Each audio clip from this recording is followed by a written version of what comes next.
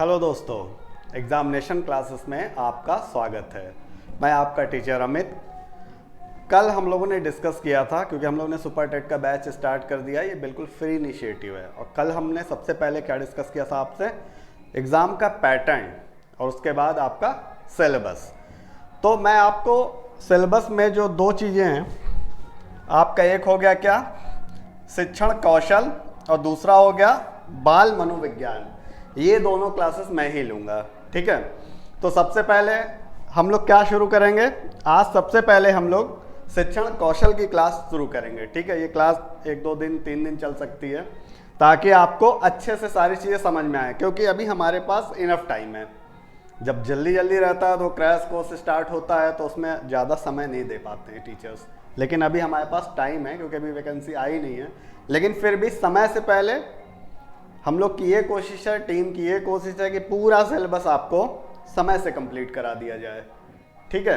ताकि जब एग्ज़ाम का नोटिफिकेशन आए तो आपके पास सिर्फ रिवीजन करने का टाइम रहे। आप सिर्फ रिवीजन करिए बार बार। देखिए, किसी भी एग्ज़ाम को क्रैक करना हो तो सबसे अच्छा काम क्या होता है कि हम रिवीजन करें बार बार, क्योंकि हम एक बार पढ़ते हैं, फिर एग्ज़ाम टाइम में फिर एक बार रिवीजन करते हैं, भूल जाते हैं। पता होता है हमें, आता हुआ क्वेश्चन गलत होता है हमसे। तो इसके लिए क्या हल है, इसका हल ये है कि हम एक ही चीज़ को बार बार पढ़ते रहें। तो समय से जब आपका कोर्स कंप्लीट हो जाएगा, उसके बाद आप आराम से इसका रिवीजन करते रहिए। तो देखिए सिलेबस में क्या है। सिलेबस में जब शिक्षण कौशल का ये जो हमारा सब्जेक्ट है, इसमें आपका सबसे पहले क्या है, शिक्षण की विधियां एवं कौशल। सबसे पहले हम डिस्कस करेंगे क्या, शिक्षण की विधियां एवं कौशल।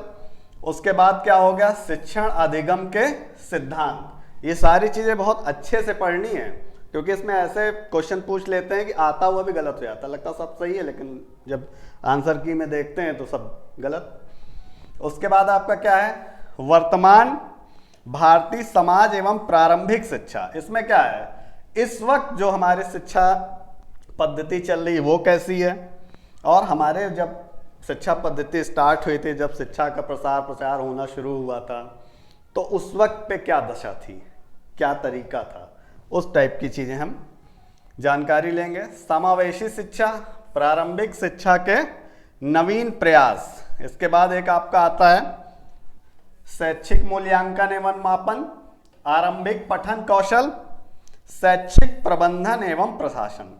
ये सारे जो हैं, ये हम लोग शिक्षण कौशल के अंतर्गत इस सारी चीज़ों को पढ़ेंगे और अच्छे से पढ़ेंगे, ठीक है। इसके बाद जब ये ख़त्म हो जाएगा, ये टॉपिक 10 नंबर का है। देखिए ध्यान से, ये टॉपिक कितने नंबर का है, 10 नंबर का है। मैं अभी सिर्फ अपने सब्जेक्ट के बारे में ही बात कर रहा हूँ, बाकी टीचर्स आपसे ये सारी चीज़ें कराते रहेंगे। अभी पहले मैं स्टार्ट कर रहा हूँ कि आपका ये 10 नंबर का। उसके बाद आपका क्या होगा, उसके बाद मैं आपको बाल मनोविज्ञान पढ़ाऊँगा। क्या पढ़ाऊंगा, बाल मनोविज्ञान पढ़ाऊंगा। इसमें भी ये सारी टॉपिक हैं, ठीक है। तो आइए सबसे पहले हम लोग आज क्या शुरू करते हैं, शिक्षण कौशल के बारे में।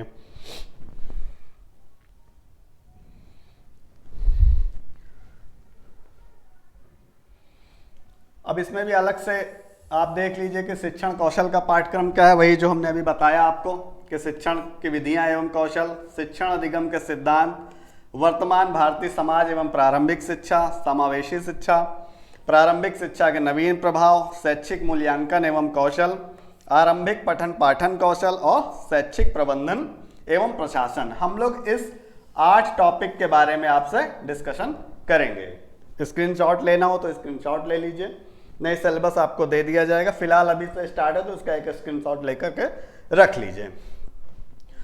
तो सबसे पहले हम क्या शुरू करेंगे, सबसे पहले हम शुरू करेंगे शिक्षण विधियां एवं कौशल। ये आज हमारा पहला लेक्चर होगा इसी पर, ठीक है। आइए देखते हैं। तो शिक्षण कौशल है क्या, सबसे पहले हमें जानने की जरूरत है कि शिक्षण कौशल है क्या चीज। प्रत्यक्ष रूप से शिक्षक के द्वारा अधिगम को प्रभावी, ये सरल एवं सहज बनाने के लिए शिक्षण कार्य की जो प्रक्रिया प्रयोग में लाई जाती है, उसे ही हम शिक्षण कौशल कहते हैं। अब इसका क्या मतलब है, लिखा तो है, लेकिन इसका मतलब क्या है। इसका मतलब यह है कि कोई टीचर आपको किस तरीके से पढ़ाता है, ये उसका कौशल होता है। यूट्यूब पे बहुत सारे टीचर पढ़ाते हैं, हम लोग भी पढ़ा रहे हैं, सबका तरीका अलग अलग है। यही होता है कौशल कि कोई टीचर अपने स्टूडेंट को, अपने विद्यार्थी को अपनी बात या जो वो पढ़ा रहा है वो किस तरीके से, किस अच्छे ढंग से समझा सके, यही उसका कौशल होता है। कोई क्यों फेमस है? क्योंकि वो अच्छा पढ़ाता है। हम सुनते हैं कि अरे वो टीचर बहुत अच्छा पढ़ाते हैं, वो टीचर बहुत अच्छा पढ़ाते हैं। ठीक है, सबका अपना वो है। तो हमें क्या करना है, ये हमारी एक तरीके की डेफिनेशन हो गई है कि प्रत्यक्ष रूप से शिक्षक के द्वारा अधिगम को प्रभावी, सरल एवं सहज बनाने के लिए शिक्षण कार्य की जो प्रक्रिया प्रयोग में लाई जाती है वही क्या है, शिक्षण कौशल कहलाता है। ठीक है, इसमें क्या है, कुछ राइटर्स भी थे जिन्होंने अपनी डेफिनेशन दी है। इसमें हमारे क्या B.O. स्मिथ, इन्होंने क्या कहा, अधिगम को अभिप्रेरित करने वाली क्रिया ही क्या है, शिक्षण है। ठीक है, क्या अधिगम क्या,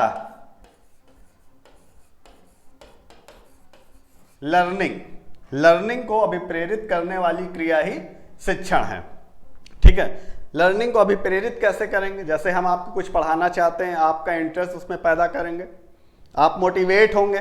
अभिप्रेरण का मतलब क्या होता है, मोटिवेशन। आप मोटिवेट हो उस चीज के लिए। अभी हम शिक्षण कौशल पढ़ा रहे हैं, इसके लिए आपको एक ऐसी क्लास देंगे जिससे आपका मोटिवेशन बढ़े कि हमें ये पढ़ना है। यही हमारा क्या है, हम एज अ टीचर हमारा क्या है, ये कौशल है।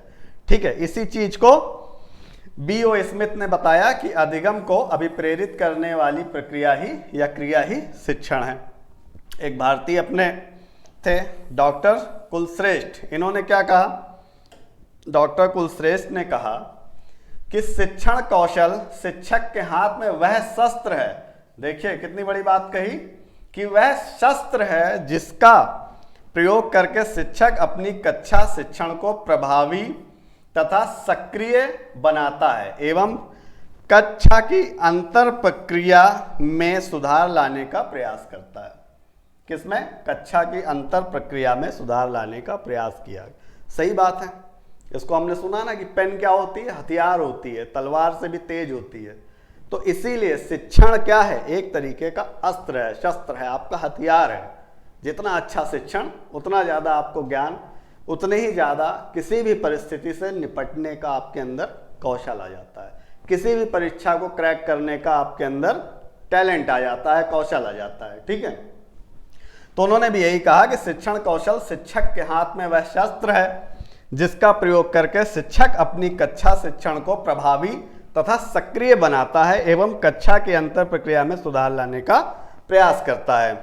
तो ऐसे ही एग्जाम में कुछ राइटर्स के ऐसे आपको स्टेटमेंट दे देगा कि हाँ भाई ये ऐसे लिखा हुआ है और ये किसने कहा है, ऑप्शन में दे देगा आपको कई सारे। तो आपको मालूम होना चाहिए कि ये चीज़, कुछ इंपॉर्टेंट चीज़ें पता करिए, बाकी सारी चीज़ें नहीं। ठीक है, एग्जाम के हिसाब से ही काम होगा। फिर आपका क्या है, अब हमने ये देख लिया शिक्षण है क्या। अब इसके बाद हमारा क्या है, शिक्षण कौशल के प्रकार।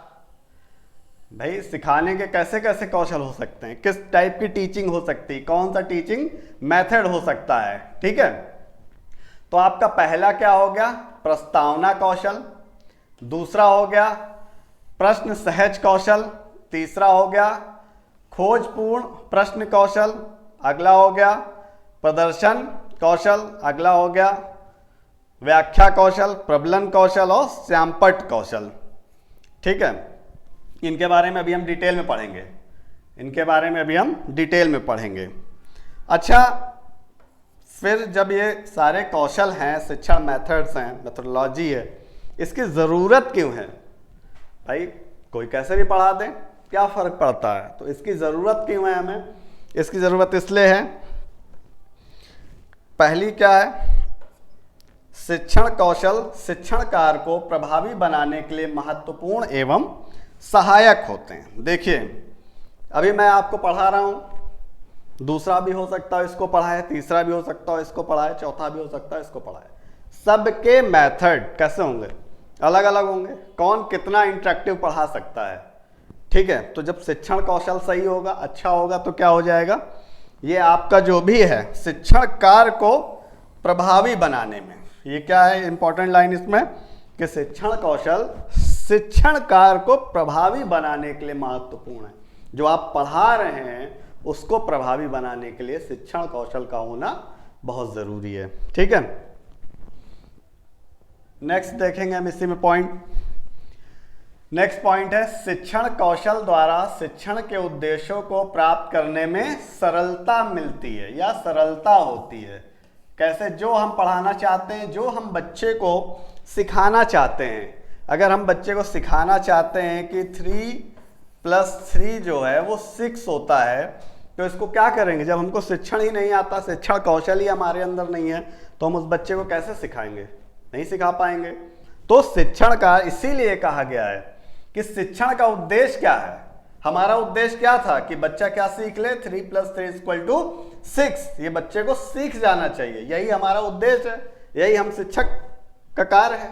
लेकिन अगर हम प्रभावी ढंग से नहीं पढ़ा पा रहे हैं, कौशल हमारे अंदर नहीं है, तो हम उसे कैसे सिखाएंगे कि 3 और 3 6 होते हैं? नहीं बता पाएंगे। इसलिए जो भी हमारा उद्देश्य है शिक्षण का, हमारा यहाँ पे उद्देश्य क्या था कि बच्चा सीख जाए कि 3 और 3 6 होते हैं। तो यही है कि शिक्षण के उद्देश्यों को प्राप्त करने में सरलता होती है। यही एक और दूसरा जो है वो शिक्षण कौशल का खासियत है या उद्देश्य है, जो आप समझे।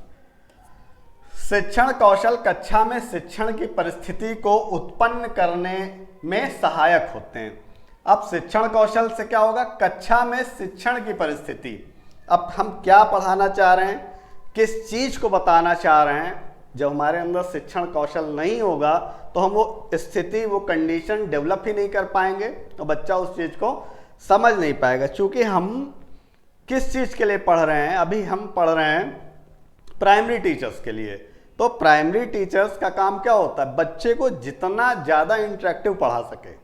प्राइमरी टीचर का क्या काम? बच्चे आएंगे छोटे, उन्हें मार के डांट के इस तरीके से नहीं पढ़ा सकते हैं। हमें कुछ ऐसी चीज़ों का उपयोग करना होगा क्लास में जिससे उसका इंटरेस्ट बढ़े, वो सीखने की कोशिश करे। ऐसा ना हो कि वो भागे वहाँ से, उसका इंटरेस्ट क्लास में बढ़े तरह तरह की चीज़ों से। तो ये भी एक शिक्षण कौशल की आवश्यकता हो, क्या कहते हैं, खासियत होती है।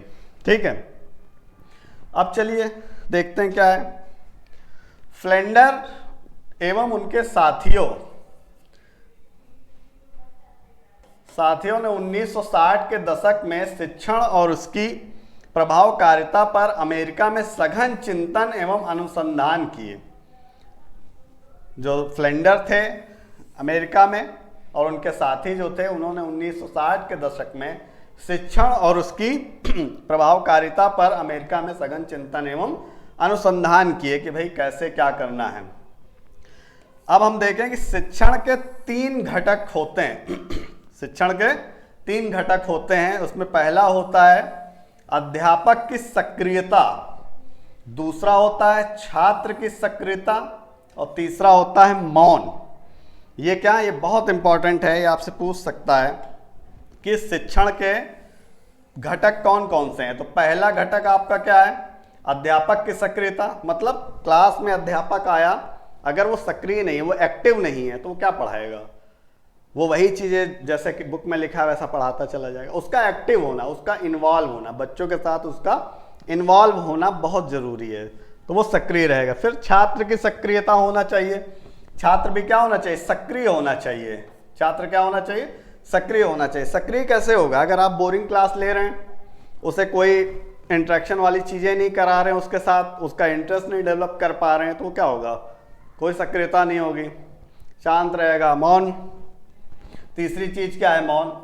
तो ये 3 चीजें जो हैं वो क्या हैं? शिक्षण की 3 घटक हैं। ठीक है, अब चलिए देखिए इसमें क्या है। पहला जो हमने पीछे पढ़ा था, अभी हमने कौशलों के बारे में जाना, शिक्षण कौशल के प्रकार। तो इसमें क्या था? पहला प्रस्तावना कौशल। अब हम इसी के बारे में थोड़ा सा जानते हैं कि प्रस्तावना कौशल है क्या। प्रस्तावना कौशल क्या है? प्रस्तावना कौशल का संबंध पाठ को प्रारंभ करने से पूर्व किया जाता है। कैसे?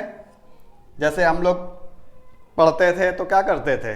पहले कोई गद्य दिया गया तो उसकी प्रस्तावना लिखते थे, प्रसंग लिखते थे, व्याख्या लिखते थे। तो प्रस्तावना होता क्या है?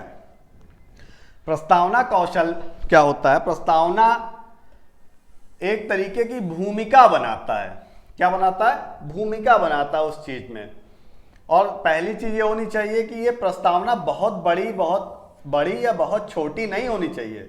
ये 5 से 7 मिनट की इनफ है। ज्यादा आप प्रस्तावना को बढ़ाएंगे कि ज्यादा इंटरेस्ट पैदा होगा, तो ऐसा नहीं होगा, वो बोरिंग होता जाएगा, बच्चा उसमें बोर हो जाएगा। इसके बाद प्रस्तावना से बालक पाठ के अध्ययन में रुचि लेगा। क्या होगा? जब हम भूमिका बनाते हैं कि हाँ हम भाई जंगल गए, जंगल में हमने क्या देखा? शेर देखा, फिर हम यहाँ भागे, फिर हम वहाँ भागे, और फिर लास्ट में शेर का शिकार किया। ऐसे क्या होगा? मान लीजिए कोई आप स्टोरी पढ़ा रहे हैं, उसका एक आप नॉर्मल सा व्यू बताना चाहते हैं ताकि बच्चा इंटरेस्ट लेना शुरू करे, तो ऐसे ही कुछ आप उसको छोटा सा ओवरव्यू देते हैं, कहानी का सार टाइप का रहता है वो। तो उससे क्या होता है? उसका ध्यान होता है कि अरे कहानी तो बहुत अच्छी होगी, वो कहानी पूरी सुनने की कोशिश करता है। तो जो पाठ आप पढ़ा रहे हैं वो उसको पूरा सुनने की कोशिश करेगा, उसको पूरा समझने की कोशिश करेगा। इसीलिए इसको बहुत ज्यादा लेंदी नहीं बनाना है आपको। 5 से 7 मिनट बहुत होता है, उसका इंटरेस्ट जाग जाएगा, वो समझ जाएगा कि हाँ कुछ अच्छा पढ़ने जा रहे हैं। इस कौशल में अध्यापक छात्र से प्रश्न कहानी कहकर या किसी उदाहरण को देकर या निर्देशन से पाठ का सार बताकर शिक्षण को रुचिकर बनाते हैं। अब देखिए इसमें क्या शब्द आया है, शिक्षण को रुचिकर बनाते हैं। शिक्षण को रुचिकर बनाना क्यों जरूरी है? शिक्षण को रुचिकर बनाना, इंटरेस्टिंग बनाना इसलिए जरूरी है ताकि जिसको हम पढ़ा रहे हैं वो उस चीज को समझ तो पाए। हम पढ़ाए जा रहे हैं लेकिन उसका इंटरेस्ट नहीं, वैसे करके बैठा हुआ है, कुछ नहीं सुन रहा है, कुछ नहीं देख रहा है। क्या क्या कर सकते हैं आप? कुछ नहीं। उसको लास्ट में होगा हाँ सर समझ में आ गया, लेकिन आप कोई प्रश्न पूछ देंगे तो क्या होगा? नहीं बता पाएगा, क्योंकि उसका इंटरेस्ट नहीं था। तो हमारा शिक्षण जो है, सबसे जरूरी चीज क्या होती है कि वो बोरिंग नहीं होना चाहिए। शिक्षण बोरिंग नहीं होना चाहिए। शिक्षण हमेशा इंटरेस्टिंग होना चाहिए, इंटरेक्टिव होना चाहिए, और छात्र और शिक्षक का जो तालमेल है वो बना रहना चाहिए, तब वो समझेगा सारी चीजों को। तो कोई पाठ का सार बता दिया जैसा मैंने आपको बताया अभी, या कुछ भी ऐसे ही उसको बताया कि क्या कहते हैं, कोई प्रश्न कर लिया, तो क्या होगा? उसका ध्यान जाएगा। फिर आगे वो क्या करेगा? कैसे करेगा वो? इसके लिए 3 प्रकार के प्रश्नों का उपयोग भी करता है वो। कैसा? प्रत्यास्मरण, ऐसे प्रश्न जिनका जवाब बालक पूर्व ज्ञान पर, ये क्या है? पूर्व ज्ञान पर आधारित एवं आसानी से दे सके।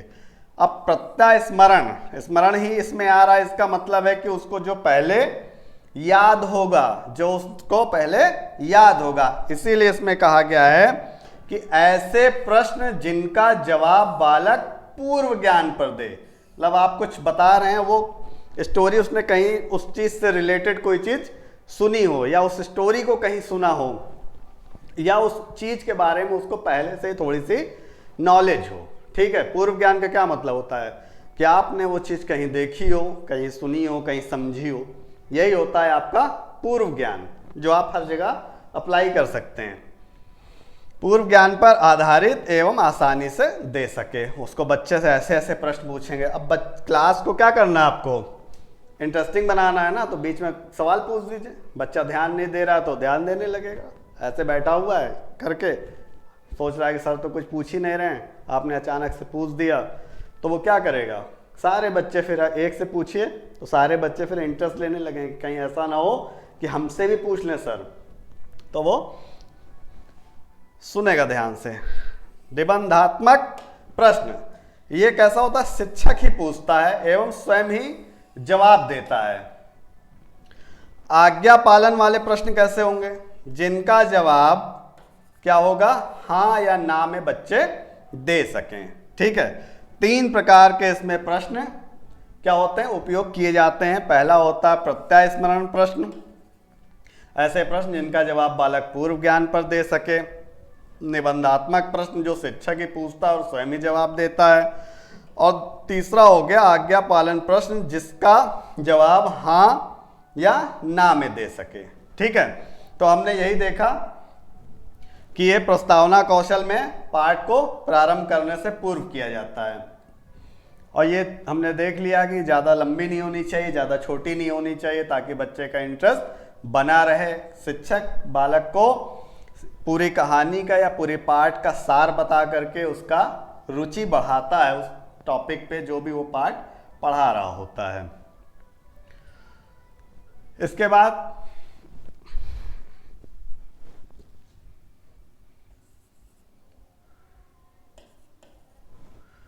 कक्षा शिक्षण में प्रश्न पूछने की प्रक्रिया का क्या है, बड़ा महत्व है।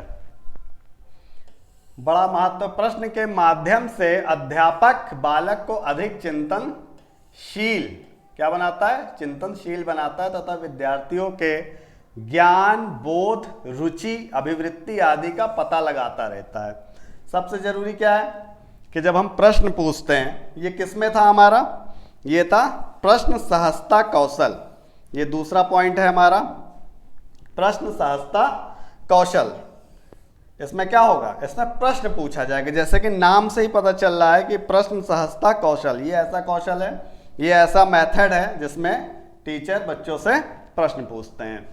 तो ये क्या होता है, बहुत महत्व है। क्यों? क्योंकि प्रश्न के माध्यम से अध्यापक बालक को अधिक चिंतनशील बनाता है। जैसे हमने अभी बताया कि अचानक से प्रश्न पूछ दिया तो क्या होगा, उसका इंटरेक्शन बढ़ेगा क्लास की तरफ, उसका इंटरेक्शन बढ़ेगा आपकी तरफ। एज अ टीचर वो आपको मेंशन करेगा कि हाँ, अपने ध्यान में रखेगा कि हाँ, हमारे सर पढ़ा रहे हैं कुछ, उसको सुनना है, कहीं ऐसा ना हो कि वो हमसे प्रश्न पूछ लें।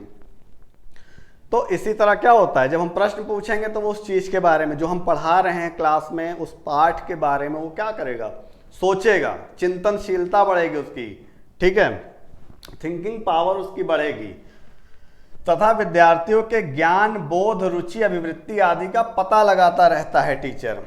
क्या है कि हम जो पढ़ा रहे हैं क्या उसको समझ में आ रहा है, क्या उसके दिमाग में कुछ बैठ रहा है या नहीं बैठ रहा है। जब हम प्रश्न पूछेंगे, जो हम पाठ पढ़ा रहे हैं उससे रिलेटेड कोई प्रश्न पूछेंगे, अगर वो जवाब दे रहा तो इसका मतलब है कि उसका उस चीज़ में इंटरेस्ट है, उसका ज्ञान बढ़ रहा है, उसकी अभिवृत्ति है, उसकी रुचि है उस चीज़ में। तो क्योंकि तभी वो जवाब दे पाएगा। अगर वो रुचि नहीं है उसकी और उसका ज्ञान नहीं है, समझ ही नहीं रहा है, कुछ उसके दिमाग में ही नहीं जा रहा है, तो वो आपको जवाब नहीं देगा। तो प्रश्न सहजता कौशल में यही होता है कि वो टीचर जो है वो विद्यार्थियों से प्रश्न पूछता है। और ये बड़ा महत्वपूर्ण है। ये क्या है, बड़ी महत्वपूर्ण प्रक्रिया है। इसमें टीचर बच्चों से पूछता भी है, बच्चे उसका जवाब देते हैं, जिससे टीचर को ये पता चल जाता है कि बच्चे का ज्ञान, बोध और रुचि, अभिवृत्ति सब सही चल रही कि नहीं। अब इसमें सहजता कौशल से क्या अभिप्राय है, इसमें होता क्या है, प्रश्न कैसे होने चाहिए। ऐसा तो नहीं है कि कुछ भी पूछ दिया, बड़ा कठिन प्रश्न पूछ दिया, कोई बच्चा नहीं समझ पाया, बता ही नहीं पाया। तो जब हम कठिन प्रश्न पूछेंगे, अब बच्चा जवाब नहीं दे पाया तो क्या होगा, डिमोटिवेट होता है, उसे डर लगने लगता है कि अरे हमको नहीं आया। लेकिन हम क्या करेंगे, सरल क्वेश्चन उससे पूछेंगे। सहजता का मतलब ही क्या होता है, इजीनेस, इजी हो वो। तो इसमें क्या होगा, प्रश्न एवं शिक्षक की भाषा सहज हो। पहला, जो हम प्रश्न पूछ रहे हैं बच्चे से वो कैसा होना चाहिए, भाई सरल प्रश्न होना चाहिए, ताकि बच्चे को समझ में तो आए कि पूछा क्या जा रहा है। दूसरी इंपॉर्टेंट चीज इसमें क्या है, शिक्षक की भाषा जो है वो सहज हो। सहज का मतलब सरल, ताकि समझ पाए। कुछ भी ऐसा ना पूछ ले, भाषा इतनी कठिन हो जाए कि प्रश्न आ तो रहा है जवाब, लेकिन वो प्रश्न ही नहीं समझ पाया, भाषा ही नहीं समझ पाया। तो ये हमें ध्यान में रखना है, क्योंकि हम बच्चे को सिखाने जा रहे हैं। अगर हम सरल भाषा का उपयोग नहीं करेंगे, अपने प्रश्नों को सहज नहीं रखेंगे, तो वो क्या होगा, वो नहीं समझ पाएगा। अगला पॉइंट क्या है कि अध्यापक, अगला पॉइंट देखिए, अध्यापक को प्रश्न पूछते समय धैर्य तथा सहानुभूति व्यवहार रखना चाहिए। क्या रखना चाहिए, धैर्य एवं सहानुभूति पूर्ण व्यवहार रखना चाहिए। अब ये क्यों जरूरी है, अगर हम कोई प्रश्न पूछ रहे हैं और टीचर एज अ टीचर हमें उस चीज पे धैर्य ही नहीं है, हम बिल्कुल परेशान, जल्दी जल्दी, अरे जल्दी बताओ, तुम बताओ, तुम बताओ, नहीं, हमें क्या करना है, एज अ टीचर बहुत पेशेंस रखना है, बहुत प्रश्न पूछते समय हमें बहुत धैर्य रखना है। और दूसरी चीज क्या रखनी है? सहानुभूति। ठीक है, बच्चों के साथ क्या रखना है? हमें दुश्मन की तरह नहीं ट्रीट करना है कि बताओ नहीं तो क्लास के बाहर जाओगे। बिल्कुल सहानुभूति, बहुत प्रेम से। तो दूसरा पॉइंट हो गया कि अध्यापक को प्रश्न पूछते समय धैर्य तथा सहानुभूतिपूर्ण व्यवहार रखना चाहिए। इसके बाद क्या है? एक इंपॉर्टेंट अगला पॉइंट कि अध्यापक को सरल एवं स्पष्ट तथा संक्षिप्त प्रश्न पूछना चाहिए। क्या होना चाहिए? प्रश्न कैसे होने चाहिए? सरल होने चाहिए, स्पष्ट होने चाहिए और संक्षिप्त होने चाहिए। ऐसा ना हो कि प्रश्न स्पष्ट ना हो, बच्चा समझ नहीं पाया आपका प्रश्न, प्रश्न संक्षिप्त ना हो, बड़ा लंबा प्रश्न पूछ दिया, उसको समझने में समय लग गया, बता ही नहीं पाया। तो आपको अध्यापक के तौर पे बहुत सारी चीजों को ध्यान में रखना होगा पढ़ाते टाइम। तो ये हमारा क्या था? ये जो हमने पढ़ा अभी, ये था हमारा प्रश्न सहजता कौशल। इसके बाद हम अगला कौशल पढ़ेंगे। अगला है खोजपूर्ण प्रश्न कौशल। ये हमारा तीसरा है। खोजपूर्ण प्रश्न कौशल क्या है? शिक्षक अपने विद्यार्थियों से विषय वस्तु के गहन अध्ययन एवं गहराई तक पहुंचने के लिए विद्यार्थियों से खोजपूर्ण प्रश्न पूछता है। अब जैसा कि नाम से ही आपको मालूम चल रहा है, क्या है? खोजपूर्ण। खोज का मतलब क्या होगा? कि जो उसने पढ़ाया है वो उसके बारे में अब आपकी जानकारी का अध्ययन करेगा कि आपने क्या पढ़ा, क्या समझा। खोज का मतलब सर्च करेगा, वो आपके ज्ञान का सर्च करेगा कि आपने कितना सीखा। गहन अध्ययन एवं गहराई तक पहुंचना चाहता है टीचर। क्या करना चाहता है वो? प्रश्न पूछ करके आपको परेशान करना नहीं चाहता है। वो प्रश्न पूछ करके वो ये जानना चाहता है कि आपने जो अध्ययन किया है, आपको जो पढ़ाया गया है, उसमें आप कहाँ तक सीख पाए हैं किसी चीज को। इसीलिए इसमें ये महत्वपूर्ण लाइन जुड़ी हुई है कि विषय वस्तु के गहन अध्ययन एवं गहराई तक। यही आपके लिए एक इंपॉर्टेंट है कि विषय वस्तु के गहन अध्ययन एवं गहराई तक पहुंचने के लिए विद्यार्थियों से खोजपूर्ण प्रश्न पूछता है। वो आपकी जानकारी, आपके नॉलेज को परखता है। इसमें क्या होता है? यह कौशल विद्यार्थियों को नई खोज, नवीन जानकारी, कल्पना करने आदि के लिए प्रेरित करता है। अब क्या है, जैसे हमने आपसे प्रश्न पूछ दिया, अब आप क्या करेंगे? अब आपको अगर नहीं पता है तो आप उसके बारे में जानकारी खोजेंगे कि अरे ये चीज, ये पॉइंट क्या पूछा सर ने, ये प्रश्न हमसे क्या पूछा अध्यापक ने। तो वो क्या करेगा? नई खोज के लिए प्रेरित होगा, नवीन जानकारियां समझेगा और कल्पना करने की उसके अंदर क्या हो जाएगी? डेवलपमेंट हो जाएगा उसके अंदर ये कला आ जाएगी कि वो नई नई खोज कर सके, नवीन जानकारी इकट्ठा कर सके, और उसका जो सोचने की क्षमता है ना, कल्पना करने की जो क्षमता है, वो भी इससे क्या हो जाएगी? उसकी बढ़ जाएगी। तो इस कौशल से यही फायदा है कि क्या कहते हैं, खोज करने की उसके अंदर क्षमता हो जाएगी, नवीन जानकारी इकट्ठा करने की क्षमता हो जाएगी, कल्पना करने की शक्ति उसके अंदर डेवलप हो जाएगी। तो ये था हमारा खोज वाला। अब इसके बाद हमारा क्या है? प्रदर्शन कौशल। प्रदर्शन कौशल में क्या चीजें? शिक्षण की संपूर्ण प्रक्रिया केवल मौखिक रूप से नहीं चल सकती, इसलिए इस कौशल में किसी विषय वस्तु को स्पष्ट करने के लिए तथा रोचक बनाने के उद्देश्य से सहायक सामग्री जैसे चित्र, आर्ट आदि से प्रदर्शन किया जाता है। अब क्या होता है कि इसमें आपको दिखा कर सिखाया जाता है। हर चीज क्या होती है? ऐसे किताब से पढ़ा दी गई, बोल के बता दी गई नहीं। जब आपको कोई चीज दिखा दी जाती है तो आपकी क्या होती है? मेमोरी में जाकर स्टोर हो जाती है। प्रदर्शन करने से क्या होता है? अगर आपको क्या कहा जाए, शेर की फोटो दिखा दी जाए तो उससे क्या होगा? आपको पता चल जाएगा कि हाँ ये शेर है। बच्चे को दिखा दिया गया कोई भी ऐसा स्पेशल, जैसे नीम का पेड़ है, नीम के पेड़ की फोटो दिखा दी गई तो वो हमेशा उसको क्या हो जाएगी? याद हो जाएगी। ऐसे हम बता रहे हैं नीम का पेड़ ऐसा होता है, शेर ऐसा होता है, वो नहीं समझेगा। जब हम उसको दिखा करके समझाने की कोशिश करेंगे तो वो ज्यादा अच्छे से समझेगा। इसीलिए इसमें क्या किया जाता है? बच्चों को चित्र या आर्ट के माध्यम से प्रदर्शन किया जाता है। जैसा कि नाम से ही आपको पता चल रहा है कि प्रदर्शन कौशल, इसमें क्या हो जाएगा? आपको दिखा करके सिखाया जाएगा। किसी पदार्थ या उत्पादन के बारे में एक सार्वजनिक प्रदर्शन और उसके मुख्य मुख्य गुणों, उपयोगिता, कार्य कुशलता आदि पर जोर देना ही प्रदर्शन कौशल है। अब हम कोई चीज़ बता रहे हैं कि जैसे हमने कुछ दिखा दिया आपको, मैंगो दिखा दिया, आम दिखा दिया बच्चे को, आम कैसा होता है, कलर कैसा होता है, मीठा होता है, खट्टा होता है, क्या होता है, तो इसके बारे में उसकी क्या बताई जाती है, मुख्य मुख्य गुण बता दिए जाते हैं। उसकी उपयोगिता क्या है ये आपको बता दी जाती है। कार्य कुशलता आदि पर जोर दिया जाता है इस टाइप के टीचिंग मेथड पर। ठीक है, इसको कहते हैं प्रदर्शन कौशल। अब क्या करना, इसमें ध्यान रखने योग्य कुछ बातें हैं। क्या बातें हैं? इस कौशल में कुछ ध्यान रखने योग्य बातें हैं जो आपको देखना है। पहला, बालकों की सहभागिता। अब जैसे आप कोई चीज़ प्रदर्शन कर रहे हैं, आप उसको बच्चों को क्लास में कोई चीज़ दिखा रहे हैं, तो उसमें बच्चे भी इंटरेस्ट लें, उसमें बच्चों की सहभागिता होनी चाहिए। ऐसी कोई चीज़ मत दिखाइए जिसमें बच्चों की सहभागिता ना हो। ठीक है, क्योंकि बच्चे जब आपसे इंटरेक्ट नहीं करेंगे तब तक कैसे इंटरेस्ट पैदा होगा, और इंटरेस्ट पैदा नहीं होगा तो वो सीख नहीं सकते, फिर आपका कौशल किसी काम का नहीं है। आपको करना क्या है कि बच्चों की सहभागिता को ध्यान रखना है। विषय वस्तु से संबद्धता। अब आप क्या पढ़ा रहे हैं, मान लीजिए आप शेर के बारे में कोई स्टोरी बता रहे हैं या कोई पार्ट पढ़ा रहे हैं, तो वो चित्र भी जो आप दिखा रहे हैं, जो भी प्रदर्शन आप कर रहे हैं वो शेर का ही हो। ऐसा ना हो कि किसी दूसरे जानवर का हो जाए या किसी दूसरी विषय वस्तु का हो जाए, तब क्या फ़ायदा होगा, उससे कोई फ़ायदा नहीं। तो दूसरा मेन पॉइंट, मेजर पॉइंट क्या है, वस्तु, विषय वस्तु से आप जो पढ़ा रहे हैं, प्रदर्शन कर रहे हैं, उसका संबंध होना चाहिए। ठीक है, नेक्स्ट पे आते हैं हम,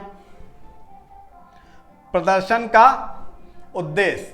अगला पॉइंट क्या है, प्रदर्शन का स्पष्ट उद्देश्य। आप जो चीज़ भी प्रदर्शित कर रहे हैं, जो चीज़ भी दिखा रहे हैं, उसका उद्देश्य क्या है, ये बच्चों को पता होना चाहिए और साथ साथ शिक्षक को भी पता होना चाहिए कि हम जो चीज़ पढ़ा रहे हैं, अभी मैं एक क्लास पढ़ा रहा हूँ, सुपर टेट के लिए पढ़ा रहा हूँ, तो मुझे मालूम है कि इस क्लास का उद्देश्य क्या है, सुपर टेट के बच्चों को पढ़ाना। ठीक है, अगर मुझे ही नहीं पता होगा कि मैं किसके लिए पढ़ा रहा हूँ तो बच्चे कैसे जानेंगे, उनका कोई इंटरेक्शन नहीं होगा, कोई इंटरेस्ट नहीं होगा और पठन पाठन वेस्ट जाएगा हमारा। ठीक है, तो प्रदर्शन का स्पष्ट उद्देश्य होना चाहिए। अगला पॉइंट क्या है, छात्रों के स्तर के अनुकूल। छोटे बच्चों को पढ़ा रहे हैं तो उनके स्तर के हिसाब से होना चाहिए, बड़े बच्चों को पढ़ा रहे हैं तो बड़े बच्चों के हिसाब का होना चाहिए। ऐसा नहीं कि छोटे बच्चों के लिए हम उनके लेवल से ऊपर जाके चीज़ें पढ़ाने लगे, बड़े बच्चों को उनके भी लेवल से ऊपर जाने के पढ़ाने लगे, या कुछ भी ऐसा पढ़ाएं जो उनके अनुकूल ना हो, तो फिर शिक्षण हमारा क्या है, वेस्ट है। उस पर आपका टाइम ही खराब होगा, बाकी कुछ भी कोई फ़ायदा ना बच्चों को होगा ना आपको होगा। तो इतनी चीज़ें हमने पढ़ी हैं आज शिक्षण कौशल के बारे में। ठीक है, अभी हमारा ये सब हो गया है। अभी आपका क्या क्या है, 4 शिक्षण कौशल आज हमारे हो गए हैं। ठीक है, प्रस्तावना कौशल हमने पढ़ लिया, जिसमें विषय वस्तु का सार बता करके बच्चों को पढ़ाया जाता है। प्रश्न सहज कौशल हमने पढ़ा दिया। प्रश्न सहज कौशल में क्या होता है, ऐसे इंटरेक्टिव प्रश्न पूछने हैं, इंटरेस्टिंग प्रश्न पूछने, सरल और सहज होने चाहिए, ये हमने जाना। खोजपूर्ण प्रश्न कौशल में हमने ये जाना कि विषय वस्तु के गहन अध्ययन और उनको रुचि के बारे में हमें जानना है, तो हमें इस टाइप का जो कौशल होता है उसका इस्तेमाल करना है। प्रदर्शन कौशल में हमने क्या देखा, प्रदर्शन कौशल में ये देखा कि बच्चों को या क्लास को जो भी हमें पढ़ाना है उसके चित्र या कोई आर्ट के माध्यम से हम उसके गुणों को, उपयोगिता को और उसकी कार्यकुशलता के बारे में हम प्रदर्शन करके पढ़ाते हैं। ठीक है, तो कल की क्लास में हम लोग क्या पढ़ेंगे, कल इसी कौशल में आगे हम पढ़ेंगे। हमारे पास अभी व्याख्या कौशल है, प्रबलन कौशल है और श्यामपट्ट कौशल है। कल जब हम इसको ख़त्म कर देंगे तो ये शिक्षण कौशल के प्रकार जो है हमारे वो ख़त्म हो जाएंगे। इसके बाद हम क्या करेंगे, इसके बाद आगे के टॉपिक्स पे फिर शिक्षण की विधियों को हम देखेंगे। अभी हम क्या देख रहे हैं, शिक्षण कौशल। इसके बाद जैसे ये ख़त्म हो जाएगा उसके बाद हम क्या देखेंगे, शिक्षण की विधियाँ। ठीक है, आई होप कि आज की क्लास आपको अच्छी लगी होगी, आपको समझ में आई होगी। तो इसके लिए आप क्या करें, अगर आपको अच्छी लगी, समझ में आई, तो हमारा सपोर्ट करें, हमारी टीम का सपोर्ट करें, इसको लाइक करें, सब्सक्राइब करें और अपने सभी दोस्तों में इसको शेयर करें। Thank you.